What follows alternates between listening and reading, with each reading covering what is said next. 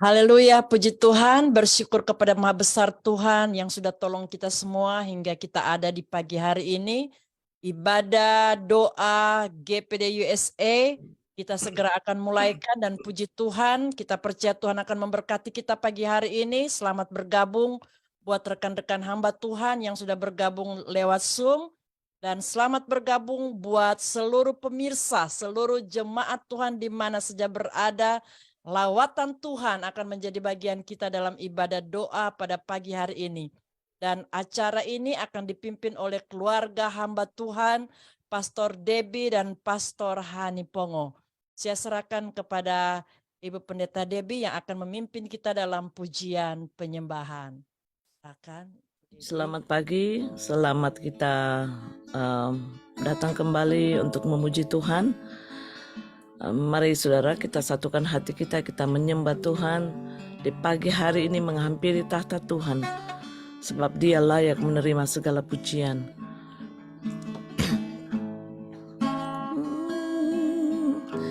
Bless the Lord, oh my soul, and all that is within me. Bless His holy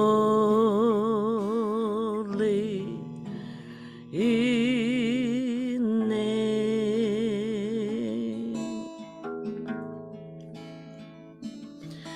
Oh, bless the Lord, oh my soul, and all that is within me. Bless His holy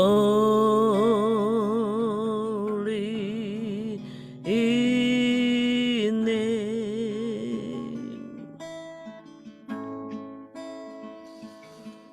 For He has done great things. He has done great things. He has done great things. Bless His holy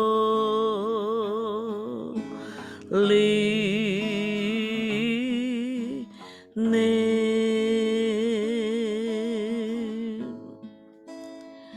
Oh, bless the Lord, oh my soul, and all that is within me. Bless His holy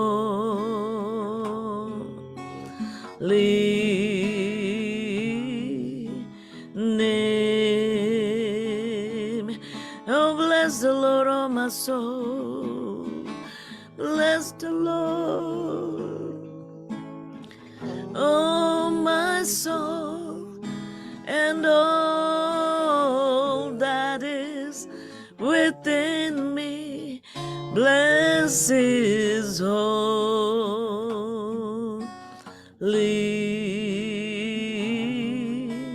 name.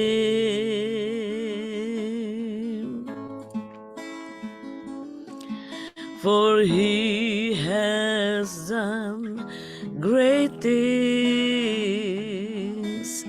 He has done great things.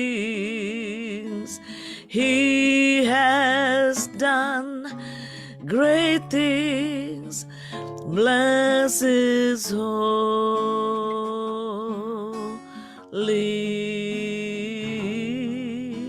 name. Katakan, He has done great things. He has done great things. He has done great things. He has done great things. Bless His holy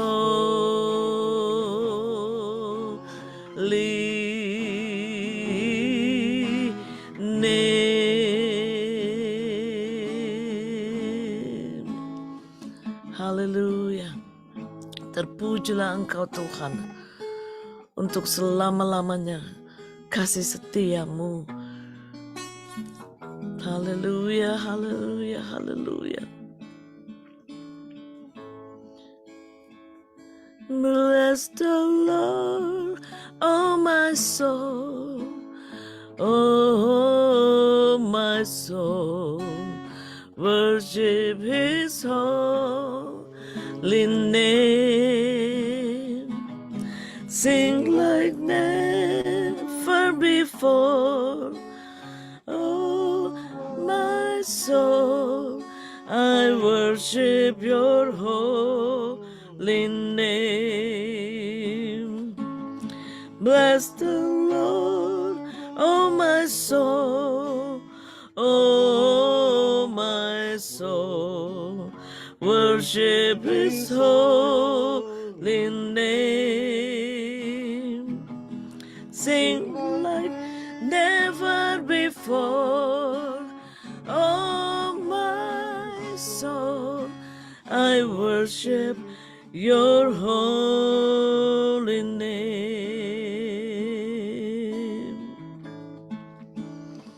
Hallelujah.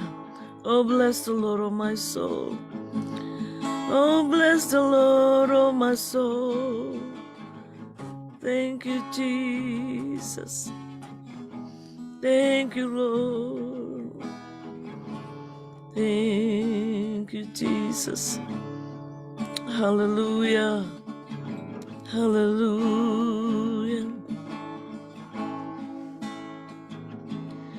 The sun comes up, it's a new day dawning. It's time to sing Your songs again. Whatever may pass and whatever lies before me, let me be singing when the evening comes.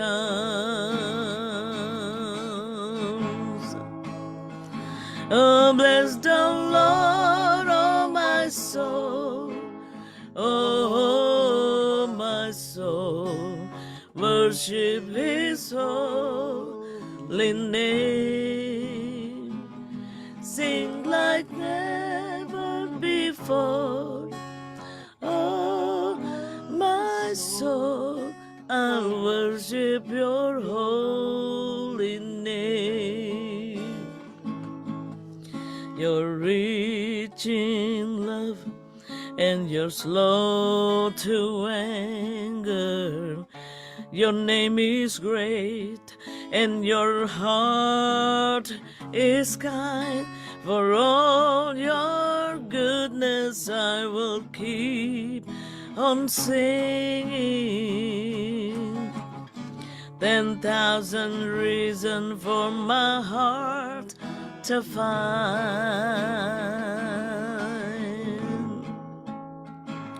Bless the Lord, oh my soul, oh my soul, worship His holy name.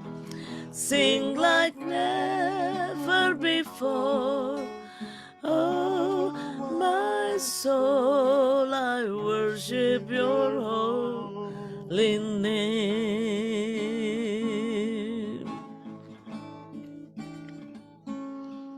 And on that day when my strength is failing, the end draws near and my time has come, still my soul will sing Your praise unending.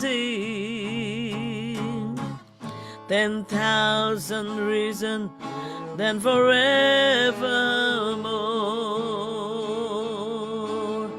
Oh, bless the Lord, oh my soul. Oh, my soul, worship His holy name. Sing like never before. Oh, my soul, I'll worship your holy name. Lord, I worship your holy name. Yes, I worship your holy name.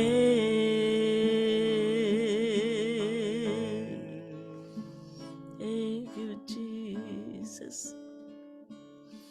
Hallelujah, Lord.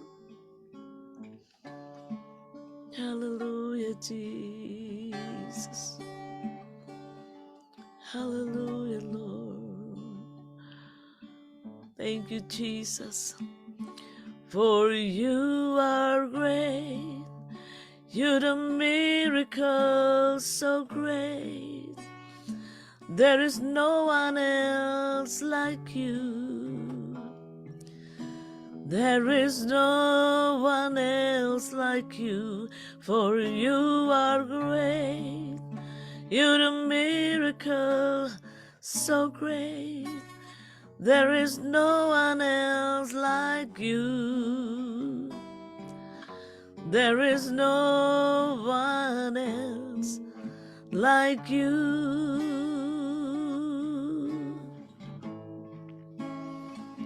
Sebab kau besar, perbuatanmu ajaib.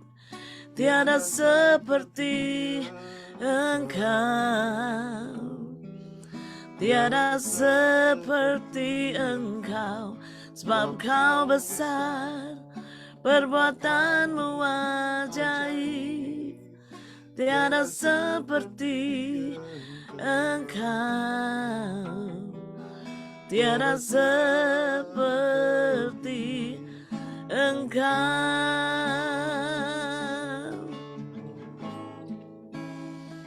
Sebab kau besar, perbuatanmu ajaib. Tiada seperti Engkau.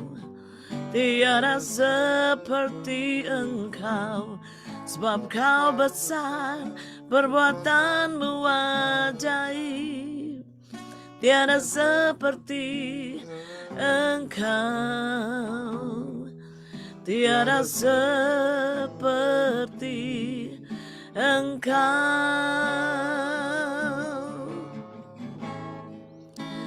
Blessed be the Lord God Almighty, who was and is to come. Blessed be the Lord God Almighty, who reigns forevermore.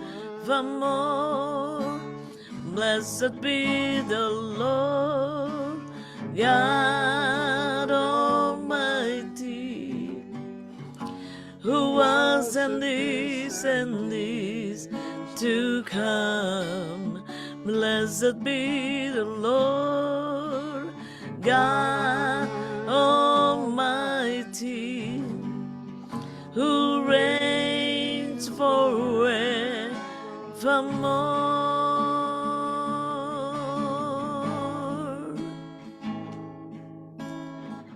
Hallelujah.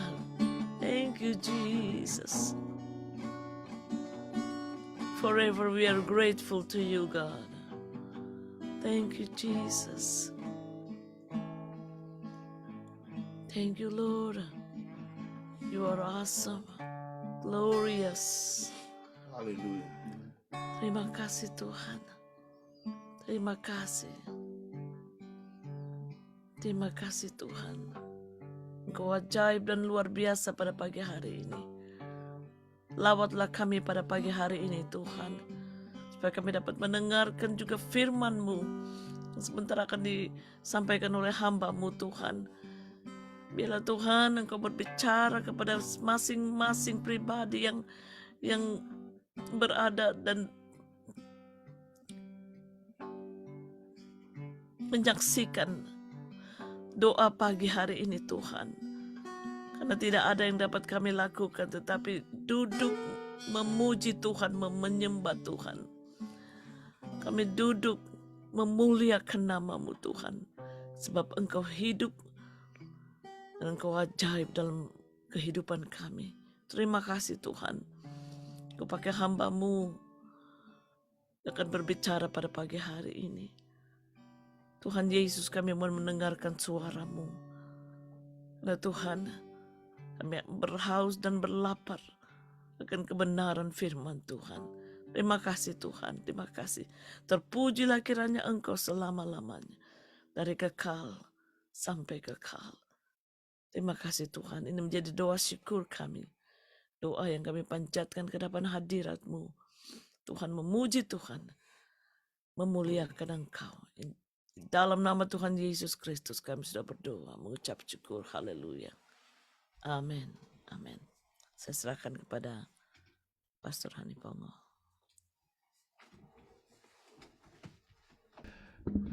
Puji Tuhan. Selamat pagi saudara-saudara sekalian di Amerika, dan juga kalau ada saudara-saudara dari Indonesia atau dari wilayah-wilayah di sana, selamat sore. Puji Tuhan, kita diberi kesempatan lagi untuk berbakti, memuji dan membesarkan nama Tuhan. Kita juga diberi kesempatan untuk mempermuliakan nama Tuhan. Saya sungguh bersyukur atas semua yang Tuhan sudah berikan, atas semua yang Tuhan sudah jadikan dalam kehidupan kita. Dan kita akan belajar sedikit dari firman Tuhan tentang satu ibadah yang benar. Artinya kita itu mengkoreksi, kita mengkoreksi diri kita, apakah kita ini sebenarnya sudah sungguh-sungguh beribadah dengan baik, sudah sesuai dengan apa yang menjadi kehendak firman Tuhan. Mari kita lihat sebuah ayat dulu, kita baca sebagai pendahuluan di kitab 2 Timotius pasal yang ketiga, tentang nubuatan tentang akhir zaman. Kita mungkin sudah cukup familiar dengan ayat-ayat itu. Kita mungkin sudah sangat terbiasa dengan ayat itu, tapi mari kita baca. Saya ingin bacakan begini bunyinya. Ayat 1 sampai ke 5 ya. Ketahuilah pada hari-hari terakhir akan datang masa yang sukar. Manusia akan mencintai dirinya sendiri dan menjadi hamba uang. Mereka akan membual dan menyombongkan diri. Mereka akan menjadi pemfitnah. Mereka akan berontak terhadap orang tua dan tidak tahu berterima kasih, tidak mempedulikan agama, tidak tahu mengasihi, tidak tahu berdamai, suka menjelekkan orang, tidak dapat mengekang diri, garang, tidak suka yang baik, suka berkhianat dan tidak berpikir panjang, berlakak tahu, lebih menuruti hawa nafsu daripada menuruti Allah. Secara lahiriah mereka menjalankan ibadah mereka, tetapi pada hakikatnya mereka memungkiri kekuatannya. Jauhilah mereka itu. Nah, Bapak Ibu sekalian, yang ingin saya fokuskan di sini adalah sebetulnya ayat yang kelima itu. Nah, di akhir zaman ini disebutkan ada masa yang sukar. Masa yang sukar, sukarnya seperti apa sebetulnya? Karena disebutkan di situ, ada manusia mulai mengasihi diri sendiri, mulai menjadi hamba uang, mulai bertindak macam-macam itu, tidak menghormati orang tua, menyombongkan diri dan sebagainya. Nah, ini sebenarnya kalau kita lihat ada banyak hal, tetapi kalau kita bisa tarik satu kesimpulan, sebetulnya masa yang sukar ini adalah dijiwai dengan orang-orang yang mencintai diri sendiri dan ingin mengatur dirinya sendiri. yang kelihatan di situ adalah manusia-manusia yang tidak mau diatur. Manusia-manusia yang ingin demi yang namanya kebebasan, demi yang namanya hak asasi, ingin berbuat apapun yang dia ingin buat. Apapun yang dia ingin kerjakan, dan dia tidak mau diatur, biarpun oleh firman Tuhan sekalipun. Dia akan melakukan apa saja yang menurut dia benar, karena alasannya adalah seperti yang kita suka dengar di TV. This is my body, this is my life. Ini hidup saya, ini tubuh saya bisa berbuat apapun yang saya mau. Nah, ini adalah jiwa dari kehidupan di akhir zaman di mana kita berada saat ini. Bahwa kita menghadapi manusia-manusia yang punya pandangan semacam itu. Sehingga makanya berlakulah aneh-aneh, berlakulah sesuatu yang tidak pantas, berlakulah sesuatu yang tidak semestinya dan segala macamnya. Ini menjiwai kehidupan akhir zaman. Dan dikatakan masa yang sukar itu, kalau kita melihat dari bahasa aslinya, sukar itu, terjemahan dari sukar itu dipakai sesuatu yang mengendorkan semangat. Sesuatu yang melemahkan hati, melemahkan suatu kekuatan, menjadikan orang kecewa, menjadikan orang itu tawar hati. Bagaimana orang tidak tawar hati kalau kita melihat mungkin anak-anak kita atau kita melihat orang-orang di generasi kita mulai berpandangan semacam itu. Mereka sudah tidak lagi care, peduli dengan kebenaran mana yang benar, mana yang tidak. Mereka hanya menjalankan kehidupan atas dasar apa yang mereka suka, bukan apa yang benar. Nah, ini lebih dapat kita pahami lagi kenapa demikian kalau kita melihat dalam kitab Kejadian pasal yang ketiga, ketika manusia itu hampir jatuh dalam dosa waktu itu, sebelum dia jatuh, tapi dia mulai berkomunikasi dengan iblis.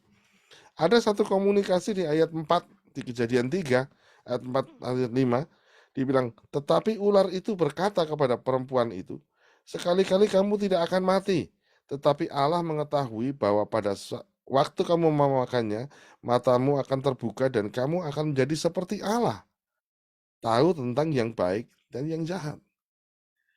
Di sini kita bisa lihat kelicikan iblis dalam memperdaya manusia.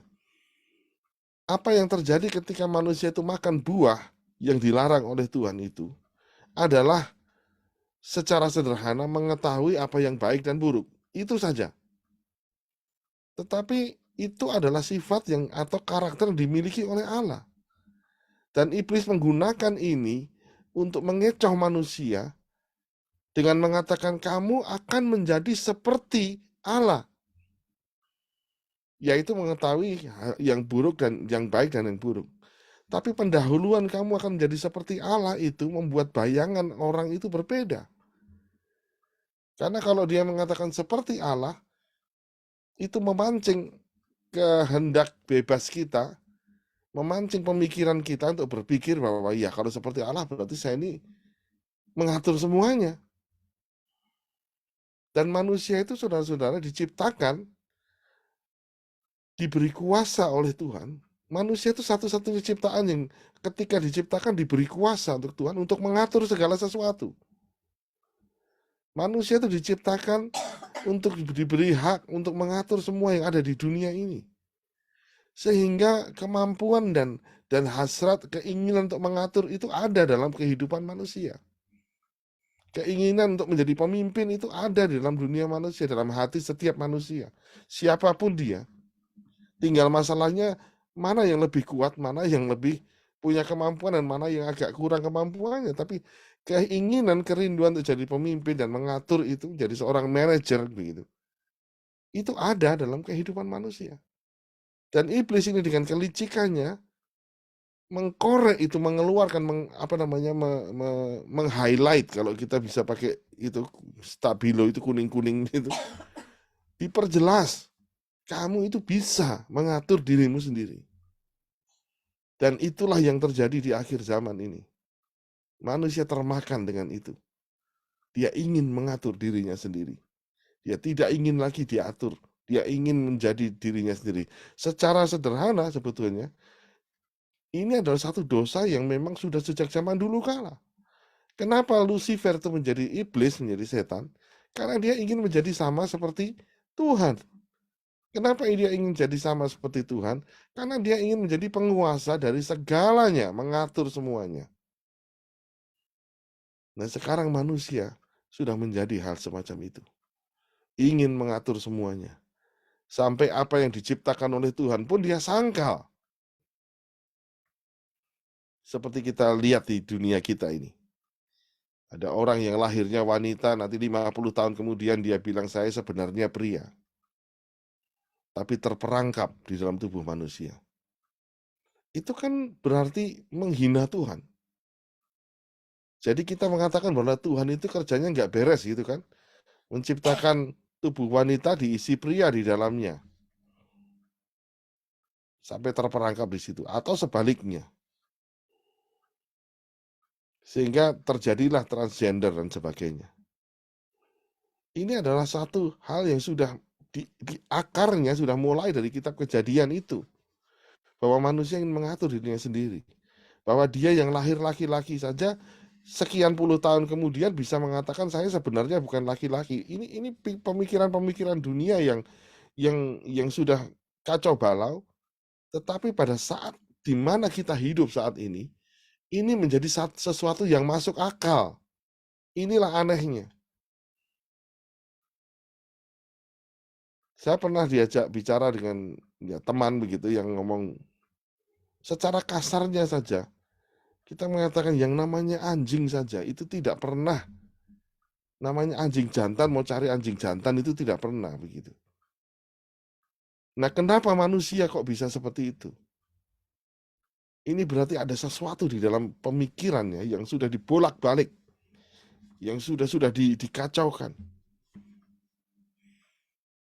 Nah, sampai di ayat 5 dikatakan mereka itu secara lahiriah beribadah. Tapi memungkiri kuasanya. Nah, kata beribadah ini dipakai kata-kata yang artinya itu memiliki rasa hormat. Jadi kalau beribadah kepada Tuhan itu menghormati Tuhan, memiliki rasa hormat kepada Tuhan, menghargai Tuhan. Ini kata ibadah yang dipakai di sana. Seperti dalam secara lahiriah menghargai Tuhan. Jadi mereka adalah orang-orang yang mengaku percaya pada Tuhan, mengakui bahwa ada Tuhan. Dia bukan orang-orang ateis, bukan. Ini orang-orang yang percaya pada Tuhan. Tetapi dia menyangkal kuasanya Tuhan. Dia tidak mau menerima kuasanya Tuhan. Saya pernah bertemu dengan orang yang kita bicara soal kesaksian tentang satu mujizat, dia langsung menolak, tidak percaya bahwa itu mujizat, tidak percaya. Nah, ini sama saja mengatakan bahwa saya tidak percaya Tuhan, karena Tuhan itu membuat mujizat. Betapa banyak ada, bahkan jadi gereja pun yang menolak mujizat itu sampai sekarang masih ada. Nah, kuasa di sini bisa berarti yang itu, tetapi kuasa itu juga bisa berarti kepemimpinannya Tuhan. Dalam banyak hal kita belajar yang namanya kuasa itu adalah kemampuan untuk mempengaruhi seseorang. Dalam hal ini kalau Tuhan itu punya kuasa, artinya Tuhan itu bisa mengatur kita, bisa mempengaruhi kehidupan kita. Ini ditolak. Jadi banyak orang yang percaya pada Tuhan, tapi tidak mau juga ikut Tuhan. Percaya ada Tuhan, percaya mungkin ke gereja, rajin, tapi tidak mau diatur oleh Tuhan. Selalu mencari excuse. Pada setiap petunjuk Tuhan, pada setiap aturan yang dikemukakan Tuhan, dia excuse. Beberapa hari yang lalu saya sempat berdiskusi juga dengan seorang hamba Tuhan di antara kita, saya nggak usah sebut lah. Ada problem di akhir-akhir zaman ini bahwa orang-orang Indonesia suka pergi ke, banyak yang suka pergi ke gereja-gereja besar, gereja bule begitu kan. Tidak mau berbakti di tempat-tempat yang biasanya. Bersama dengan kita maksudnya. Nah, salah satu yang saya temukan di pengamatan saya, mereka yang pergi ke gereja-gereja besar ini sebetulnya tidak pernah jadi anggota juga di gereja-gereja itu. Mereka hanya datang sebagai penikmat di sana. Mereka datang karena dia bilang, aduh musiknya itu bagus sekali. Ya pastilah musiknya bagus sekali. Kalau ada gereja anggotanya 2.000 orang, pastilah pemain musiknya cukup banyak untuk menghasilkan musik yang bagus. Tapi kalau motif kita hanya ingin mendengar musik bagus, kita kan harus bertanya, apakah saya beribadah pada Tuhan atau tidak sebenarnya ini? Kalau kita hanya mendengar khotbah-khotbah yang excellent, yang bagus, pakai display juga yang bagus, of course saudara ya tidak salah mendengar khotbah bagus itu. Tidak salah. Dan itu juga harus menjadi introspeksi kita hamba-hamba Tuhan. Supaya kita juga bisa menghasilkan khotbah yang bagus gitu kan. Artinya kita belajar betul dengan firman Tuhan sehingga kita bisa menyajikan seperti, katakanlah seperti restoran lah. Kita selalu berusaha untuk memasak makanan yang enak gitu kan supaya customer datang. Kan seperti itu. Cuma yang terjadi di sini, ini tidak cuma di jemaat orang Indonesia, banyak orang di orang Amerika pun juga sama begitu. Suka masuk di gereja-gereja besar dan itu faktor lainnya adalah orang-orang semacam ini suka sembunyi, tidak mau ditahu. Kalau masuk di gereja yang anggotanya 5.000 orang, 10.000 orang, satu kali hari Minggu nggak masuk, nggak ada yang pusing. Tapi kalau masuk di gereja Indonesia, jemaatnya cuma 100, kadang-kadang cuma 50, ketahuan kalau nggak masuk. Minggu depannya ditanya, bro pergi kemana kemarin? Itu saya kok tidak lihat dari Minggu. Nggak mau mereka ditegur begitu. Di gereja yang ribuan orang nggak ada yang care. Mau kasih persembahan atau tidak juga nggak ada yang kentara. Yang ngasih persembahan 2.000 orang, missing satu tidak akan kelihatan. Ini adalah satu motif-motif yang saya tidak mengatakan semua orang motifnya seperti itu, tapi ini menggejala. Tidak hanya pada orang Indonesia. Jadi mereka itu masuk ke gereja, mereka sepertinya berbakti ke gereja, tapi sebenarnya mereka cuma menjadi penikmat-penikmat saja. Nah sekarang apa bedanya dengan ayat yang ditulis di kitab 2 Timotius 4 ayat 3? Dikatakan begini, akan datang waktunya orang tidak dapat lagi menerima ajaran sehat, tapi mereka akan mengumpulkan guru-guru menurut kehendaknya untuk memuaskan keinginan telinganya. Dan ini adalah fenomena akhir zaman. Orang-orang cari apa yang mereka suka dengar. Bukan berusaha mencari kebenaran yang mana yang benar kira-kira, tapi mana yang enak didengar. Itu yang dia cari.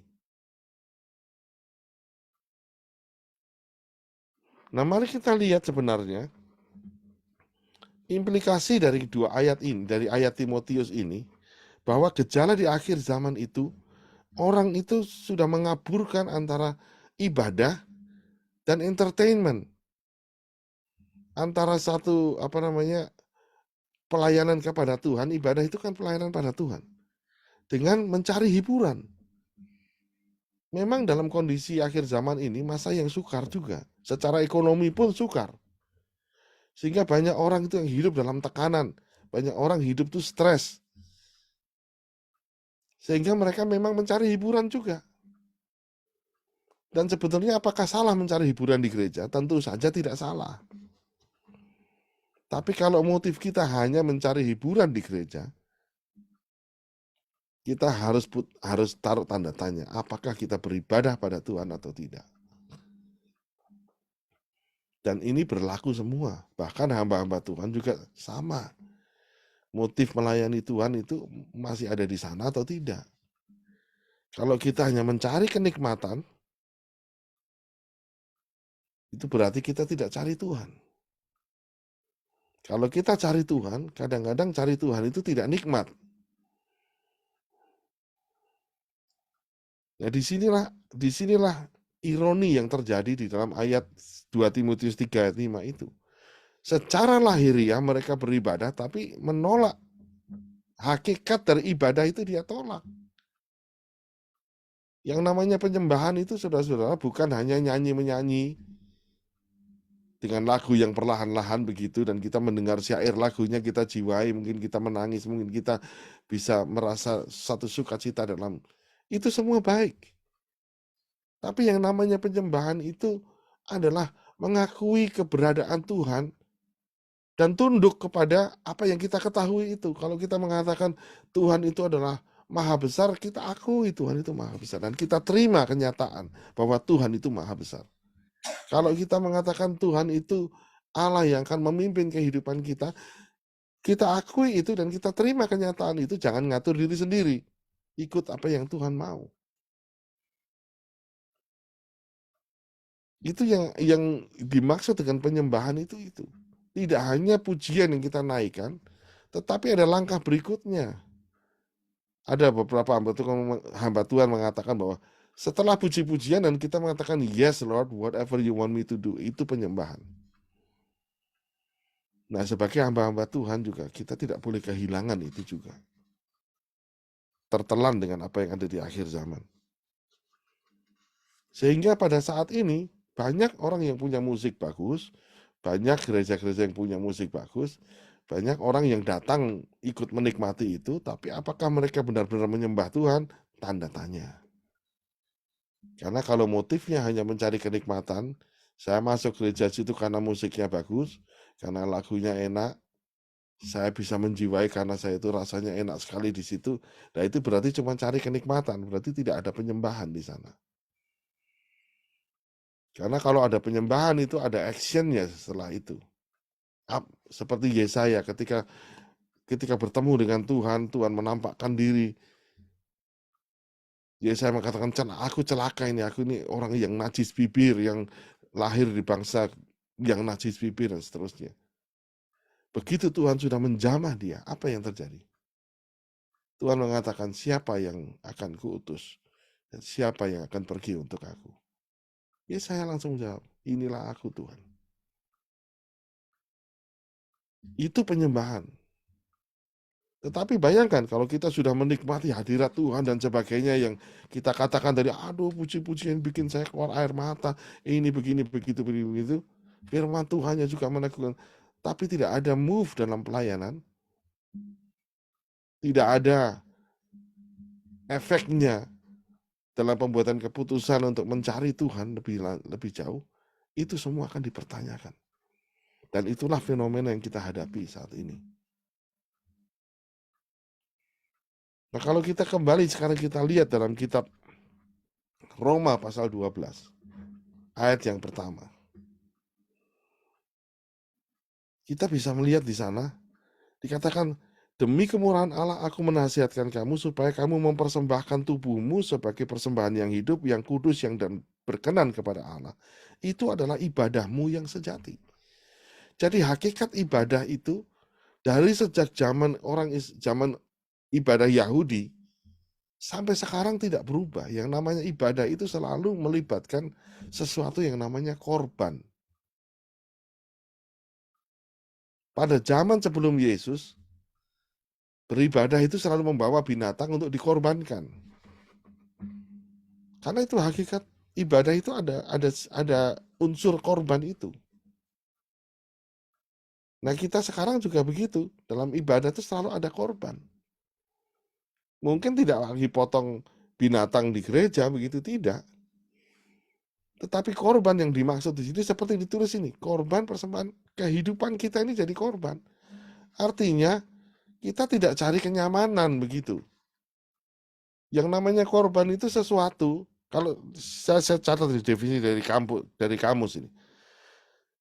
Korban itu adalah satu tindakan yang menyerahkan sesuatu yang berharga demi sesuatu yang lain yang kita anggap lebih berharga.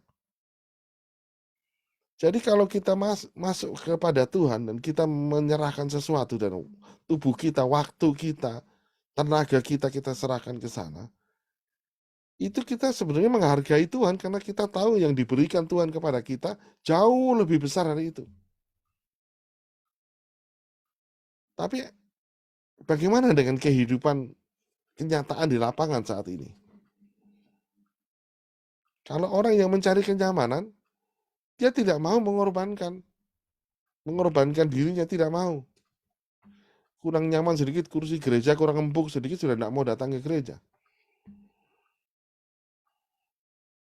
Ke gereja khotbahnya terlalu lama sedikit, sudah komplain. Itu tadi, musiknya tidak bagus, kurang bagus, komplain. Jadi sebenarnya apa yang dia cari? Bukan Tuhan. Karena di tempat yang musiknya bagus dan tidak, Tuhannya kan sama. Kalau dia memang mencari Tuhan, sebetulnya tempatnya di mana itu tidak masalah. Tapi tentu saja kalau orang suruh pilih ada 2 gereja yang sama, 1 gereja 1.000 orang, 1 gereja yang cuma 30 orang, orang akan cenderung pilih yang 1.000 orang. Padahal Tuhannya sama. Nah ini yang apa namanya, yang fenomena-fenomena terjadi. Nah, apa yang harus kita lakukan kalau begitu? Kitab Roma ini mengatakan dengan jelas di ayat 2. Sehingga jangan kamu menjadi serupa dengan dunia ini. Kalau di dunia ini sekarang trennya demikian, kalau di dunia ini sekarang pola pikirnya seperti itu, kalau dunia ini sekarang kebiasaan-kebiasaannya demikian, kita sebagai hamba Tuhan, kita sebagai anak-anak Tuhan, harus berubah. Tidak boleh mengikuti tren yang ada di dunia itu. Tidak boleh mengikuti seperti itu. Kita tidak ke gereja untuk cari senang. Kita ke gereja untuk memuji Tuhan, untuk membesarkan nama Tuhan. Kita melayani Tuhan bukan untuk cari keuntungan dan cari senang. Kita melayani Tuhan karena kita menghormati Tuhan. Karena kita menghargai pengorbanan Tuhan. Dan kita ingin hidup kita mempermuliakan nama Tuhan. Kalau ada motif-motif lain yang menyenangkan diri sendiri, kita harus step that aside, put that aside. Pinggirkan itu. Bukan tidak boleh senang, tentu Tuhan itu memberikan penghiburan. Ada sukacita. Tapi motif sebagai motif, jangan mencari sukacita. Cari Tuhan. Kita harus mencari Tuhan. Dunia ini menawarkan hal-hal yang seperti itu karena dunia ini melangkah. Sekarang ini kehidupan kultur dunia ini sudah menjadi melangkah ke arah hedonisme. Hedonisme itu mengenyangkan diri sendiri. Memuaskan diri sendiri dengan segala macam. Dengan cara apapun. Dan kita tidak boleh mengikuti dunia itu. Tapi dikatakan di dalam Roma 12 itu, tapi kita ini harus berubah. Berubahlah oleh pembaharuan budimu. Jadi mulai dari kita punya mindset dulu harus berubah. Tidak boleh demikian, kita harus pegang itu, tidak boleh demikian. Kita tidak melayani karena masalah kesenangan pribadi atau kepuasan pribadi, enggak. Tapi kita ingin memuaskan Tuhan. Ada lagu lama itu kan, Tuhan ku mau menyenangkanmu. Nah itu mestinya motifnya seperti itu. Supaya kita dibentuk. Tidak otomatis karena kita ini by default itu suka menyenangkan diri sendiri. Pasti itu. Untuk bisa menyenangkan Tuhan, tidak terfokus pada menyenangkan diri sendiri, itu kita perlu latihan. Dan ini sesuai kalau kita melihat, ini sesuai dengan bahkan Yesus sendiri, Tuhan kita Yesus Kristus sudah memberikan teladan yang baik. Kalau kita membaca di kitab Filipi pasal yang kedua, kan jelas sekali disebut di situ. Bahwa Kristus itu yang walaupun dalam rupa Allah tidak menganggap kesetaraan dengan Allah itu sebagai milik yang harus dipertahankan. Bayangin, ini satu sukacita, kedudukan yang bagus, satu fasilitas yang semua namanya juga dia raja di atas segala raja. Tapi tidak menganggap semua itu sebagai milik yang harus dipertahankan. Malah apa yang dia lakukan? Mengosongkan dirinya, buang itu semua, taruh itu di pinggir, dan turun ke dunia menjadi sama dengan manusia, mengambil rupa seorang hamba sama dengan manusia, dan dalam keadaan sebagai manusia ia merendahkan diri lagi dan taat sampai mati. Mati saja bukan mati normal, mati di kayu salib sebagai seolah-olah seorang hukuman. Ini teladan dari Tuhan Yesus Kristus sendiri. Dan apa yang dilakukan oleh Yesus itu sudah seharusnya menjadi pedoman buat kita semua. Sebagaimana Yesus itu di posisinya yang begitu tinggi, begitu menyenangkan itu, tidak menganggap itu semua sebagai sesuatu yang dipertahankan. Dia bisa set aside itu, bisa taruh di pinggir, kepinggirkan itu, dan memilih untuk turun ke dunia menjadi manusia yang nggak ada apa-apanya. Sebagai manusia saja, manusia yang nggak punya apa-apa. Dan terus taat sampai dia mati, bahkan harus mati disalib pun dia taat. Itulah teladan kita, dan itulah yang harus kita lakukan saat ini. Karena dunia ini akan terus binasa. Dengan segala macam ulahnya itu akan binasa. Tapi kita sebagai hamba-hamba Tuhan, kita harus bisa memberikan teladan. Tidak ada pelajaran yang lebih baik daripada keteladanan hidup. Kalau kita bisa menunjukkan keteladanan hidup semacam itu, orang akan menjadi mengerti, terbuka pikirannya. Orang akan bisa mengerti kalau ada orang yang bisa care dengan orang lain, terlihat, itu menjadi satu inspirasi. Gak usah pakai bicara, orang bisa berubah. Dan itu yang Tuhan kehendaki. Makanya ayat yang terakhir kitab Lukas 14 ayat 27 mengatakan, barang siapa tidak memikul salibnya dan mengikut aku, ia tidak dapat menjadi muridku. Ini firman Tuhan yang keras, bukan main. Dan ini harusnya menjadi pokok pengajaran kita saat ini. Tidak mencari kesenangan, tidak mencari kenikmatan.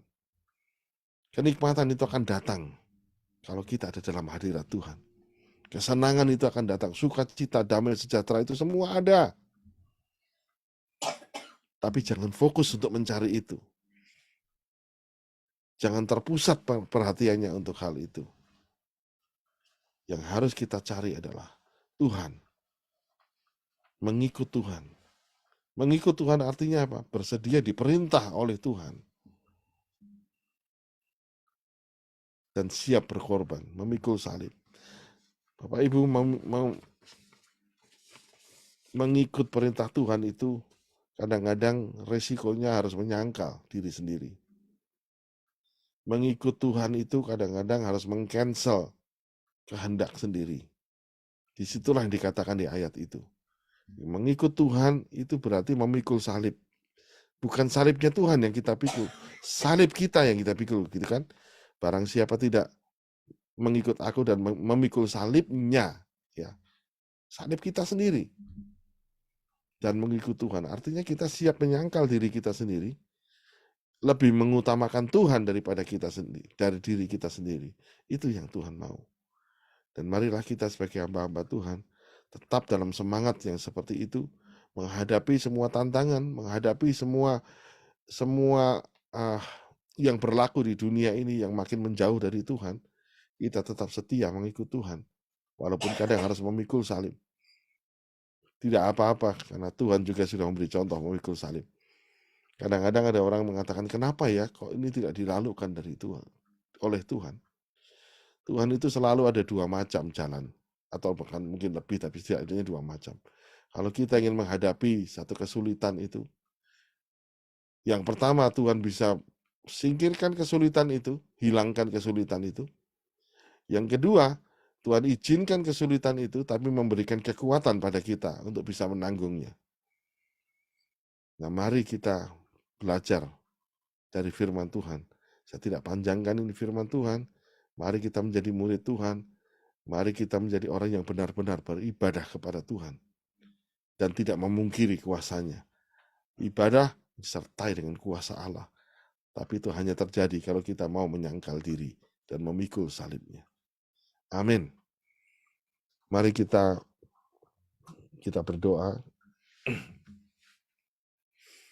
Terima kasih Tuhan atas firman-Mu, terima kasih Bapa, karena Engkau sudah memberikan pelajaran bagi kami, mengingatkan kami kembali ya Tuhan, di tengah-tengah situasi akhir zaman yang kacau balau, di akhir zaman orang-orang yang menjauh dari Engkau, orang-orang yang disesatkan oleh filsafat zaman ini Tuhan, yang terfokus hanya pada kenikmatan demi kenikmatan nih Tuhan.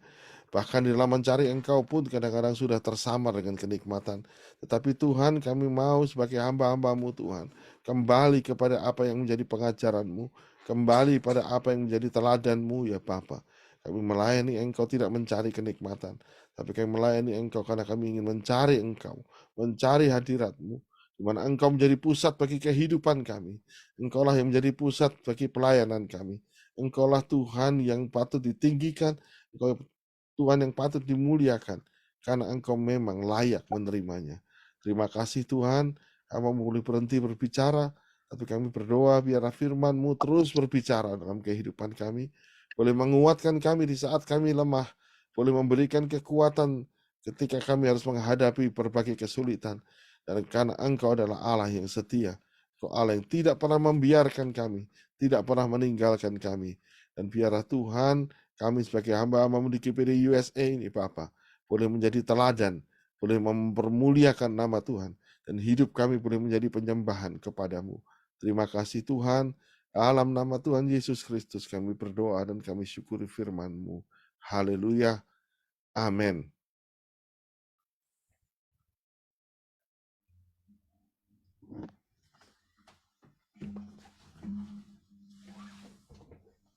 Puji Tuhan, kita bersyukur kepada Tuhan Yesus sebagai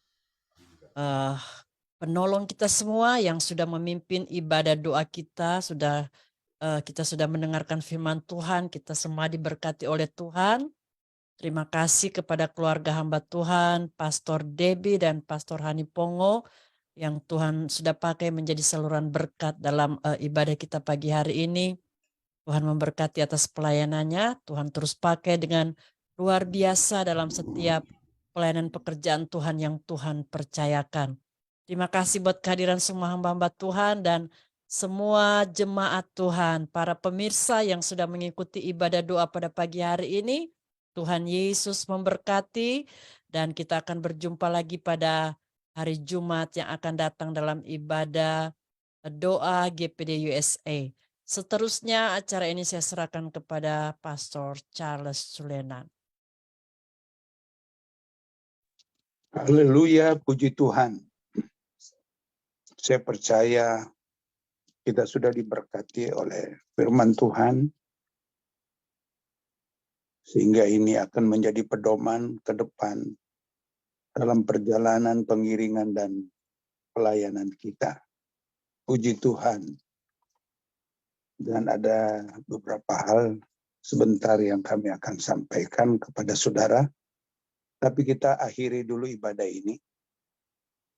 Saya mohon kesediaan saudara pendeta Wery ada? Haleluya, puji Tuhan. Terpujilah nama Tuhan, Allah yang sudah melawat kami dengan firman-Mu. Kami bersyukur Tuhan, di pagi hari yang indah ini, Engkau kembali mengingatkan kami, supaya kami berbeda dengan dunia. Kami tidak mengikuti cara-cara dan pola-pola dunia, tetapi kami mengikuti cara, pola, dan kehendak Tuhan. Kami mentransform pikiran kami. Kami mempersembahkan tubuh kami sebagai korban Amen. dalam ibadah-ibadah kami. Ajar kami terus Tuhan, untuk terus kuat dan setia. Kami hamba-hamba-Mu. Kami Amen. umat Tuhan. Kami bersyukur, terima kasih Tuhan, kalau kami selalu diingatkan Tuhan, untuk tetap tinggal di jalur dalam kehendak Tuhan. Yes. Memberkati hamba firman-Mu, memberkati kami semua yang sudah beribadah.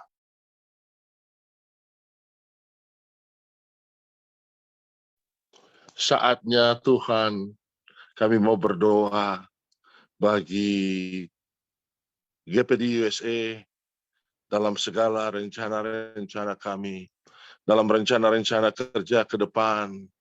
Tuhan, kami mohon hikmat dari Tuhan. Kami mohon kekuatan dari Tuhan. Kiranya Tuhan menuntun kami dengan Roh-Mu yang kudus, sehingga apa yang sudah kami rencanakan dapat kami kerjakan, bahkan kami boleh selesaikan dengan berhasil hanya untuk hormat dan kemuliaan nama Tuhan. Segala kredit kami kembalikan bagi Tuhan. Tuhan memberkati kami semua. Hamba berdoa bagi pemimpin kami, Bapak Pendeta Charles Tulenan, Tuhan beri kekuatan, Tuhan beri hikmat untuk memimpin kami, membawa kami masuk dan tetap tinggal di dalam kebenaran firman Tuhan, tetap hidup dalam kekudusan, tetap memelihara kesetiaan dan kejujuran di dalam melayani Tuhan, menjadi semakin indah, semakin seperti Kristus. Dan biar orang melihat Kristus di dalam kami dan memuliakan Bapa di surga. Berkati kami semua, pengurus GPD USA, berkati kami semua jemaat-jemaat GPD USA, bahkan berkati kami semua jemaat Tuhan dimanapun kami berada. Biar Tuhan kami terus hidup yang berkenan dan memuliakan Tuhan. Terima kasih buat pagi hari ini. Kiranya biar berkat Tuhan berlimpah bagi semua yang sudah menerima dan akan melakukan kehendak firman Tuhan. Kami akan tutup ibadah pagi hari ini dan kami tutup di dalam nama Tuhan Yesus Kristus. Kiranya damai sejahtera Allah yang melampaui segala akal akan memelihara hati dan pikiran kami semua. Dan kiranya anugerah Tuhan Yesus Kristus bersama kasih Bapa dalam persekutuan dengan Allah Roh Kudus menyertai kami semua.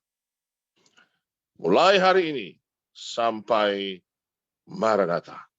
Dan biarlah seluruh kelimpahan berkat Tuhan boleh kami terima di dalam nama Bapa, Anak, dan Roh Kudus, yaitu dalam nama Tuhan Yesus Kristus. Haleluya. Amin. Tuhan yang